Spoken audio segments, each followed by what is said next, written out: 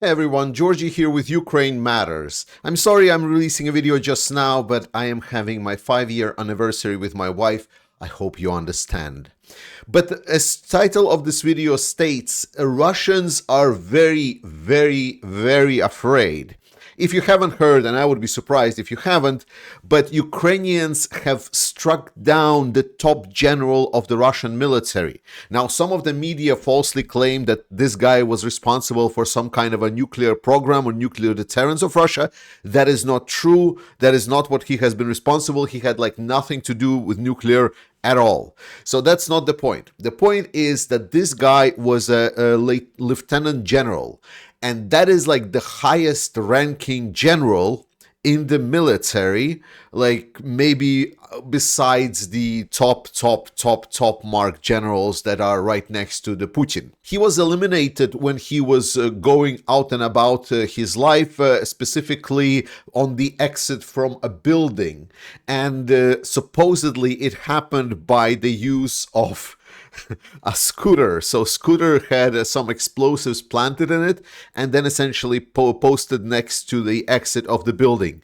That is quite hilarious, and Russian sources right now are obviously claiming that they already captured the perpetrator, but that's just the regular way how the Russian services, the special force services work. So every time there is some kind of activity, some kind of terror act or something, they would instantly find some kind of a guy that they can blame the event to, and then they will also work and try to figure out who the actual perpetrator is. So the fact that they claimed supposedly that they got the guy that did it is not really stating us a lot whether or not they were able to discover the network of who actually did it, because it is quite clear, and Ukrainians have been also quite vocal stating that it was a Ukrainian operation that took out this Russian general. Now, importantly, this is not a war crime.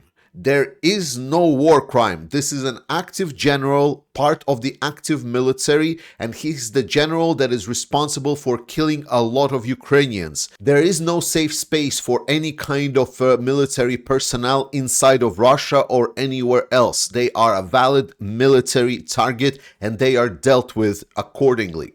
Moreover, there is something in the conventions about war that is called collateral damage. A collateral damage means that the suffering that the civilians and the infrastructure can suffer should be proportional to what the military purpose of a strike is. So, for example, if there is one military guy that is a conscript riding a full bus of civilians, that would be probably inappropriate collateral damage if that bus would be blown up. However, if for example, a general would be on that bus, like one of the top generals of the Russian military, then that would be already much grayer area. For a general of this caliber, some people are actually even stating that actually half of the house that he was residing in technically could have been blown up, and that would be considered still unacceptable collateral damage. And I'm not just stating this just to be bloodthirsty, because Ukrainians are definitely not. This operation was so good and so planned and so efficient that actually no civilian personnel were actually harmed in this operation. So all the props to Ukrainians, and it's great to see that despite the fact that they had all of the opportunities to do whatever they want, they are still trying to be respectful and not turn into the monsters that the Russians themselves are. But more importantly, the elimination of this general is raising major questions inside of Russia. Right after the elimination of this, the Russia's top military counterintelligence officer instantly resigned. Now, obviously, people state, well, he resigned because he's a counterintelligence officer, so they will be asking a question. That is true, but it's also important to consider that while these guys are afraid of Putin, because the window diplomacy that Putin is operating inside of Russia is very, very scary. If Ukrainians right now essentially challenging Putin on the way that they are negotiating diplomacy, they're bringing new variables to that equation, because while these guys are very much afraid of Putin throwing them out of window, if Ukraine continues scootering these top officials with the Russians not being able to answer them in any way, it would create a very different kind of problems for them. And it's definitely have been making waves all across the Russian both media and non-media spaces that this is now an active threat. So hopefully we will see this happening more and more often. Then I want to turn your attention to another record that has been set by the Ukrainian Armed Forces, with 2,200 casualties sustained by Russians in one day. It is a ludicrous number. Obviously, this number is pretty big, and my hopes is that we will stop receiving these numbers as special occasion, and instead we will see this ongoing on a constant basis. This number needs to be over 2,000 every day, and that will start degrading Russian military. That is the kind of the cutoff point. When Russia is able to conscript roughly about 1,000 people per day, and I'm roughly estimating. There has been variabilities where there were periods where Russia conscripted more people, then there were periods where Russia conscripted less people, such as now. Right now, Russia is struggling, but they're able to compensate it by some of the North Koreans. So Ukrainians need to reach that number 2,000, and they need to get it ongoing every day, because that is the level of capabilities that Ukrainians need to get. And the most important is the answer to why there was suddenly this big number, because Russians decided to go basically YOLO. What they did, there has been rumors about this for a while now. So if you remember, before the Ukrainian counteroffensive, there were other quite successful Ukrainian counteroffensive. One of them was in the Kharkiv region, where Ukrainians took huge swaths of land. And then there was the counteroffensive of Ukrainians around the Kherson area, where Ukrainians were able to push Russians out from the right coast of Kherson, essentially right bank of the river, or let's say the northern bank, because I know some people struggle with the concept which bank of the river is the right and left. But the point is, Russians held this ground that is now colored as green on this right bank of river.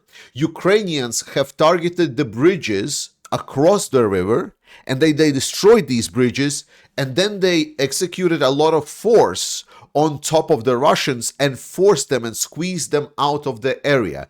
Now, they didn't have enough firepower and capabilities to completely destroy Russians, but they did have enough to push them out. It was just unfeasible to stay in this situation. Up to this moment, by a lot of the military analysts, this is actually regarded as one of the quote-unquote Russian victories, because they were able to pull out quite important parts of their military. So what do you think Russians in 2024, 2025 are thinking about? Well, they obviously are thinking, wait, we're doing great in the eastern part of Donbass. Why don't we also take Kherson? So Russians have been gathering out a small fleet of boats, so to say, that they were carrying around, and they decided to launch a big operation on the right bank of the river, or the northern part of Kherson. So they basically decided, it's like, hey, river now is smaller. Remember, Russians blew up the dam. So they were just like, let's go, let's try to cross the river and take territory. It's an idiotic idea. It's ludicrously stupid. I fully am for Russians doing more of this. But obviously, it was a complete another disaster for the Russians. I'm not sure if the videos will be coming out later on, because there has been promises on the pro-Ukrainian channels about this. But that is what was happening, and it was carnage. So it's great to see that Russians and Russian tactics are still very much politically driven rather than military capability based. And more importantly, when we're talking about, well, does Russia has resources for everything? My answer is not really. They have been struggling a lot. Like manpower resource that they have, They were able to attract a lot of that resource from the Russian population, but it was getting harder and harder and harder for Russia to attract.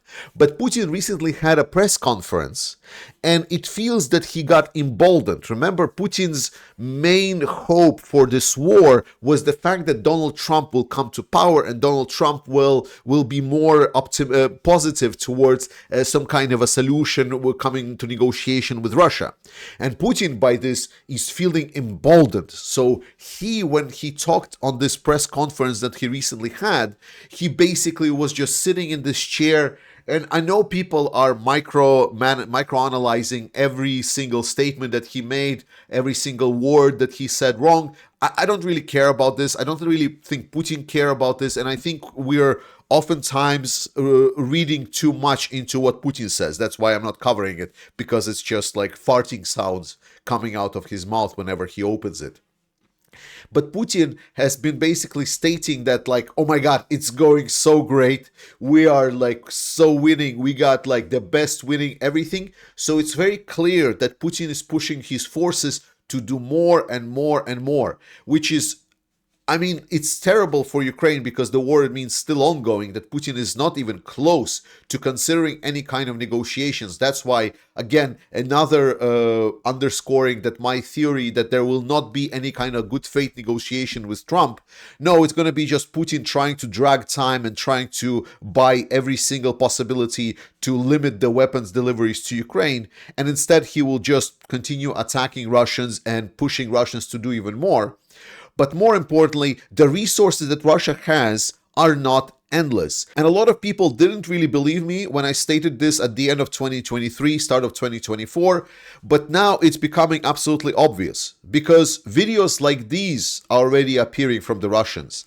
There is videos where Russians are essentially having like a Scooby-Doo vans and some of the civilian cars, like absolutely civilian cars, being outfitted for combat. And one might look at this video and say, it was like, well, Georgie, it is clearly probably for logistics run and so on, and they just don't want to get shut down by some kind of a random drones and so on. And by the way, this is not the only car. There is like plenty of videos of other cars in this garage as well.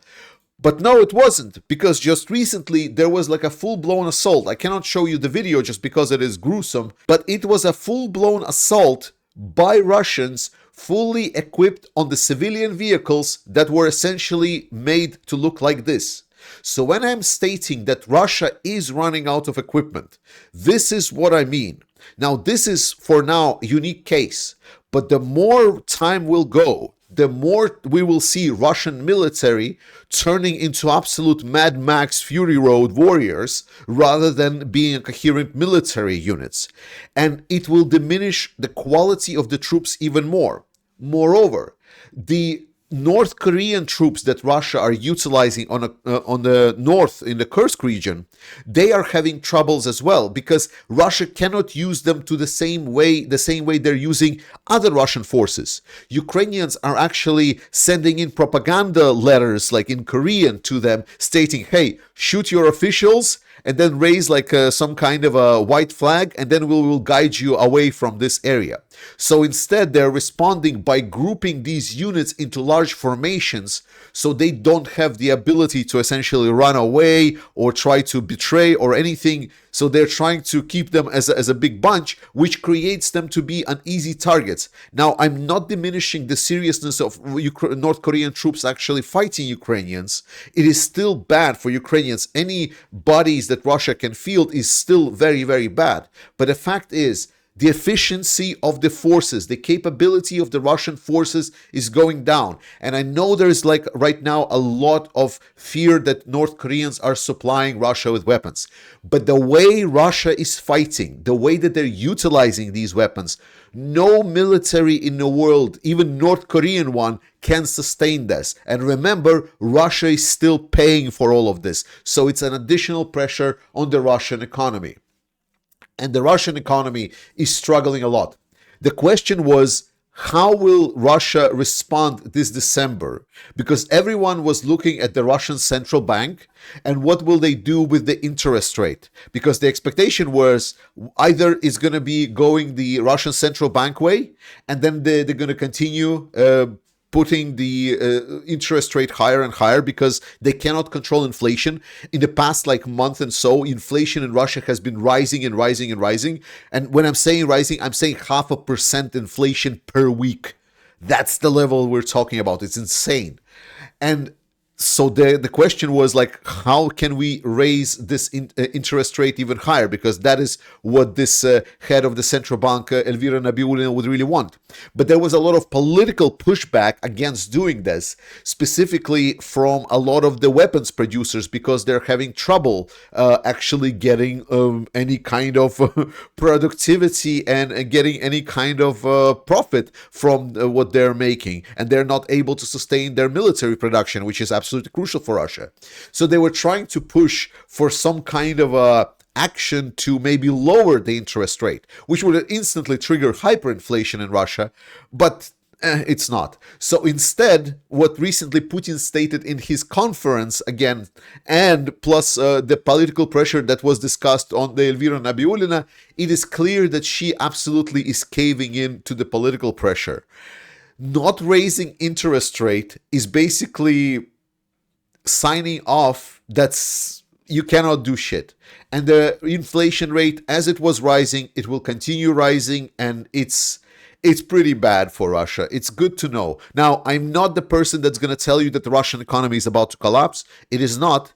But the point is that running this war for Russia is expensive, and it's getting even more expensive as the time goes by.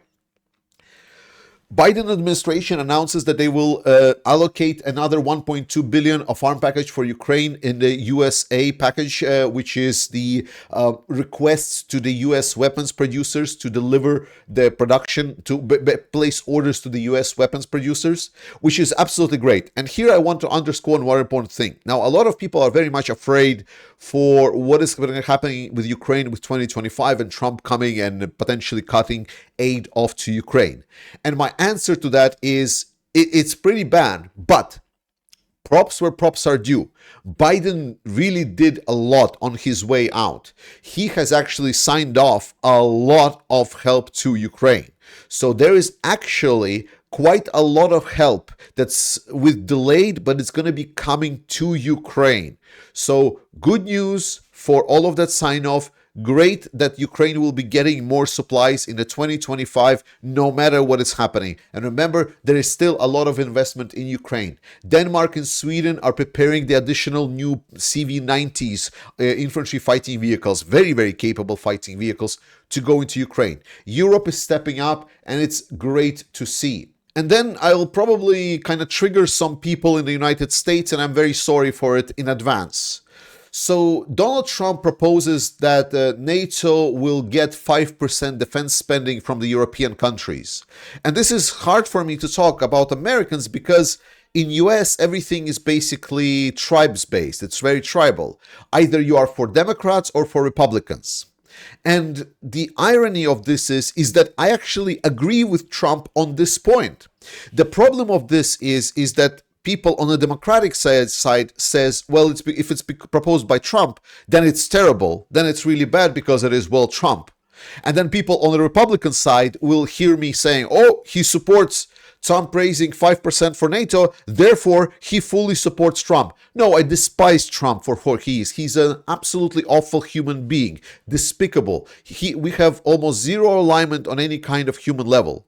But the point that I support some of the policies, and more importantly, because this is a US centric, it's impossible to even explain to people in the United States that I would want European Union to do, and Europe in general, to do more. I want European countries to be getting that 5% defense spending with or without Donald Trump. But because Donald Trump said it, now it obviously is going to belong to Donald Trump. It doesn't. I think the fact that it's getting associated with Donald Trump is going to be a little bit problematic, but I hope we will actually move towards it because European countries do need to step up. Poland right now is doing just over 4, and my hope is that we will start seeing countries move more and more towards the 5% mark. Next thing, guys, we're doing incredible with our fundraiser. We're over 40,000, so that's already 4 trucks that are secured for the Ukrainian armed forces. The Christmas is coming up, so I'm asking you for a little bit of charity. Please consider supporting the Ukrainian armed forces. Let's do as much as we can because a lot of the Ukrainian armed forces are requiring our help. So trust in Ukrainian armed forces. I love you. Slava Ukraini. And I will see you next time. Бажаю здоров'я, шановне панство. Ми бійці 155-ї бригади, 3-го механізованого батальйону, окреме відділення РЕБ.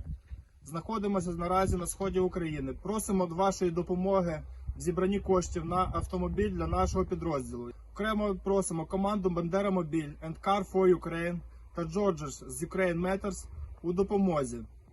Будь-яка допомога важлива для нас. Слава Україні! Героям слава! I see your